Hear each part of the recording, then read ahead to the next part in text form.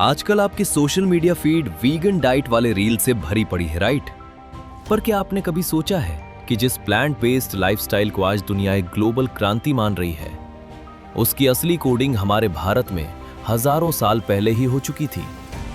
बहुत लोग वीगन और वेजिटेरियनिज्म के बीच कंफ्यूज रहते हैं। सिंपल टर्म्स में कहें तो वीगन होना एक वेस्टर्न एडेप्टेशन है, जहां आप डेयरी और शहद तक छोड़ देते हैं, जबकि इंडियन वेजिटेरियनिज्म एक कल्चरल लेगेसी है। यह सिर्फ खाना नहीं बल्कि हमारे पूर्वजों का एक विजन था। चलिए इस फूड नैरेटिव की परतों को खोलते हैं और अपनी जड़ों की ओर चलते हैं। इतिहास की किताबों को थोड़ा रिवाइंड करें तो हम पहुंचते हैं सिंधु सरस्वती सभ्यता के दौर में। आर्कियोलॉजिकल सबूत बताते हैं कि हजारों साल पहले भी हमारे यहाँ खेती का एक बहुत ही ऑर्गेनाइज्ड इकोसिस्टम था। खुदाई में मिले अनाज के दाने और बर्तनों के अवशेष ये साफ करते हैं कि उस दौर का स्टेपल डाइट दालें, जौ और गेहूं था।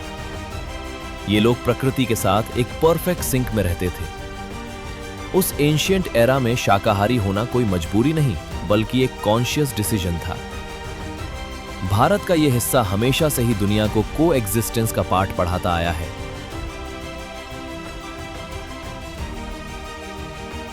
हमारे महाकाव्यों रामायण और महाभारत में भी शाकाहार के पीछे की डीप फिलॉसफी साफ नजर आती है।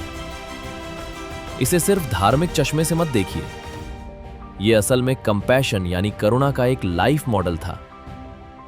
अहिंसा परमो धर्म का कॉन्सेप्ट यहीं से निकला। पुराणों में ऋषि मुनियों के खान पान का जिक्र मिलता है जो पूरी तरह सात्विक था। उनके लिए भोजन सिर्फ पेट भरने का जरिया नहीं बल्कि माइंड एंड सोल को प्यूरिफाई करने का एक टूल था। यह हमारी संस्कृति की वो ओरिजिनल कॉपी है जिसे आज हम धीरे धीरे भूलते जा रहे हैं। पुराने भारत में खान पान का तरीका वहां के लैंडस्केप और मौसम पर डिपेंड करता था।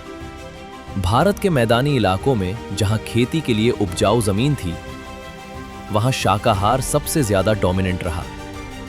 लेकिन तटीय इलाकों यानी कोस्टल रीजन्स और ठंडे पहाड़ी क्षेत्रों में सर्वाइवल के लिए मांस और मछली का सेवन होता था।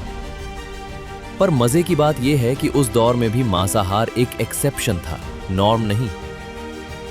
भोजन को हमेशा अवेलेबिलिटी और बॉडी रिक्वायरमेंट के हिसाब से चुना जाता था, न कि सिर्फ टेस्ट के लिए।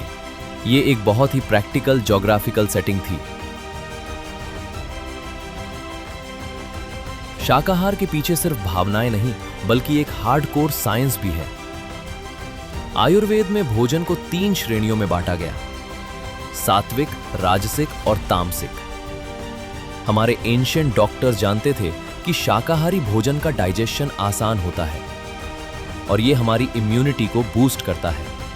मौसम के हिसाब से क्या खाना है और क्या नहीं, इसकी एक पूरी साइंटिफिक लॉजिक हमारे पास थी।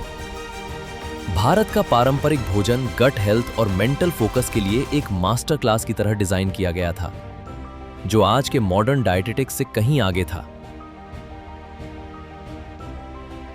तो फिर ग्लिच कहां आया? हम उस दौर से आज के दौर में कैसे आ गए जहां शाकाहारी होने को अक्सर ओल्ड फैशन समझा जाता है? हजारों सालों का ये एंशिएंट विजडम हमारे हाथों से फिसल रहा है। हमने अपनी उस पहचान को एक बोरिंग लेबल बना दिया, जबकि पूरी दुनिया आज प्लांट बेस्ड होने के फायदे गिना रही है। क्या हम अपनी जड़ों से फिर से रिकनेक्ट करने के लिए तैयार हैं? या हम अपनी विरासत की इस सॉफ्ट पावर को खोने का इंतजार कर रहे हैं? ये सवाल सिर्फ थाली का नहीं, हमारी आइडेंटिटी का है।